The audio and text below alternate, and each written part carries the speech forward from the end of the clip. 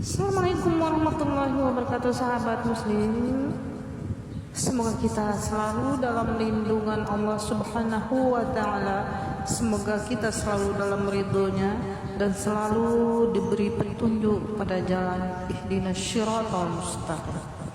Baik sahabat muslim, kali ini kita akan berbicara tentang pernikahan batin menurut perspektif Islam yang berdasarkan Al-Quran dan hadis Rasulullah Sallallahu Alaihi Wasallam serta ijma para ulama dan mazhab-mazhab serta implikasi dosa. Baik sahabat, pernikahan batin dalam konteks ini merujuk pada suatu kondisi di mana seorang laki-laki dan perempuan hidup bersama layaknya suami istri, melakukan hubungan intim tetapi tidak mengikatkan diri dalam pernikahan yang sah secara agama dan negara. Pernikahan ini tidak memenuhi rukun dan syarat pernikahan yang telah ditetapkan dalam syariat Islam. Sahabat muslim, secara tegas pernikahan batin haram hukumnya dalam Islam. Dasar pengharaman ini bersumber dari Al-Quran. Al-Quran secara jelas memerintahkan untuk menikahi wanita secara sah. Allah Subhanahu wa ta'ala berfirman dalam surat An-Nisa, A'udzubillahi minasyaitonirrajim, Bismillahirrahmanirrahim. Dan jika kamu khawatir tidak akan mampu berlaku adil terhadap hak-hak perempuan yatim, bila mana kamu menikahinya, maka nikahilah perempuan lain yang kamu senangi, 2, 3, atau 4. Tetapi jika kamu khawatir tidak akan mampu berlaku adil, maka nikahilah seorang saja atau hamba sahaya perempuan yang kamu miliki. Yang demikian itu lebih dekat agar kamu tidak berbuat aniaya. Ayat ini mengindikasikan adanya akad nikah sebagai dasar yang sah untuk menjalani hubungan suami istri. Pernikahan batin tidak memenuhi unsur akad yang sesuai syariat. Oke sahabat, sangat jelas apa yang dijelaskan oleh Allah di dalam surat An-Nisa. Sebagai seorang wanita, kita jangan mau diajak untuk melakukan pernikahan batin, karena itu adalah haram hukumnya. Hadis Rasulullah Sallallahu Alaihi Wasallam, banyak hadis yang menekankan pentingnya pernikahan yang sah dan mengumumkan pernikahan sebagaimana sabdanya, umumkanlah pernikahan ini. HR Tirmizi. Hadis ini menunjukkan bahwa pernikahan bukanlah sesuatu yang dilakukan secara diam-diam atau tanpa adanya prosesi dan saksi yang sesuai syariat. Pernikahan batin jelas bertentangan dengan anjuran untuk mengumumkan pernikahan. Selain itu, Rasulullah Sallallahu Alaihi Wasallam juga melarang perbuatan zina dan pernikahan batin, karena tidak adanya ikatan pernikahan yang syah dapat dikategorikan sebagai bentuk perzinahan.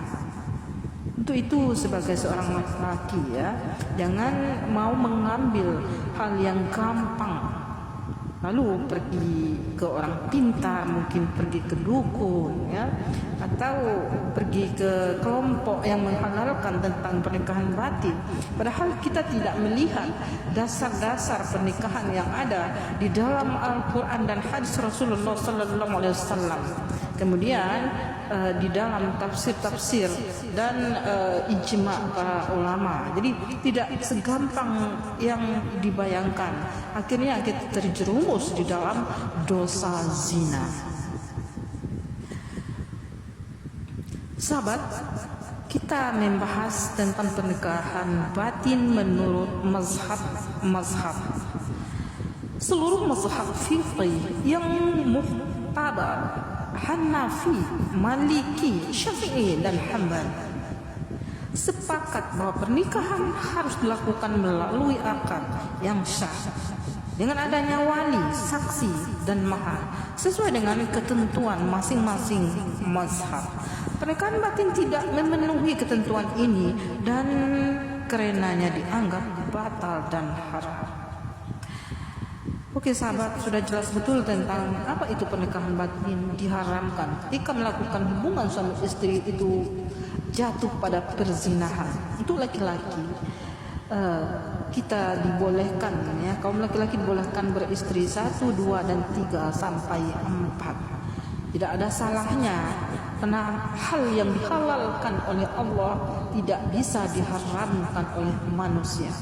Siapa yang bisa mengharamkan apa yang ditetapkan oleh Allah, berarti mereka menentang Allah. Namun kita ingat bahwa syarat-syaratnya adalah bisa berbuat adil. Itu salah satu yang harus dilakukan. Namun masih banyak syarat-syarat yang lainnya. Kemudian di sini kita melihat bagaimana pendapat ijma para ulama. Menurut ijma para ulama dari berbagai generasi telah sepakat bahwa pernikahan harus dilakukan sesuai dengan rukun dan syarat yang telah ditetapkan. Pernikahan yang tidak memenuhi rukun dan syarat dianggap tidak syah atau haram. Bagaimana pula dosa pernikahan batin? Ya. Baiklah sahabat, pernikahan batin mengandung dosa besar karena beberapa alasan. Satu, melanggar perintah Allah dan Rasulnya. Pelaku pernikahan batin tidak mengikuti ketentuan syariat Islam dalam membangun hubungan suami istri. Mereka melanggar perintah Allah dan sunnah Rasulnya terkait tata cara pernikahan yang benar. Kemudian terjerumus dalam perzinahan karena tidak adanya akad nikah yang sah. Hubungan intim yang dilakukan dalam pernikahan batin secara hukum syariat dianggap sebagai perzinahan. Zina merupakan dosa besar dalam Islam dan memiliki konsekuensi yang berat di dunia dan di akhirat. Kemudian menghilangkan hak-hak pasangan dan anak. Pernikahan yang tidak sah dapat menghilangkan hak-hak yang harus dimiliki oleh seorang istri dan anak-anak yang dilahirkan dari hubungan tersebut. Misalnya hak waris, hak nafkah, dan status nasab. Anak menjadi tidak jelas atau bahkan hilang. Kemudian merusak tatanan sosial. Pernikahan yang tidak tercatat dan tidak diakui secara hukum dapat merusak tatanan sosial, menimbulkan ketidakadilan dan menyulitkan penyelesaian masalah yang mungkin timbul di kemudian hari. Oke sahabat, jadi apapun bentuk pernikahan batin yang dilakukan itu tidak syah, baik secara sembunyi-sembunyi maupun secara batin atau gaib, itu haram hukumnya. Dapat kita simpulkan ya, pernikahan batin adalah haram hukumnya dalam Islam berdasarkan Al-Quran dan hadis Rasulullah Sallallahu Alaihi Wasallam serta mazhab-mazhab dan ijma para ulama. Dalam pandangan seluruh mazhab fikih yang muktabar, melakukan pernikahan batin merupakan dosa besar karena melanggar perintah agama, berpotensi terjerumus dalam perzinahan, menghilangkan hak-hak individu dan merusak tatanan sosial. Umat Islam wajib untuk melaksanakan pernikahan sesuai dengan rukun dan syarat yang telah ditetapkan dalam syariat agar hubungan suami istri menjadi halal, berkah dan diridhoi oleh Allah Subhanahu wa taala.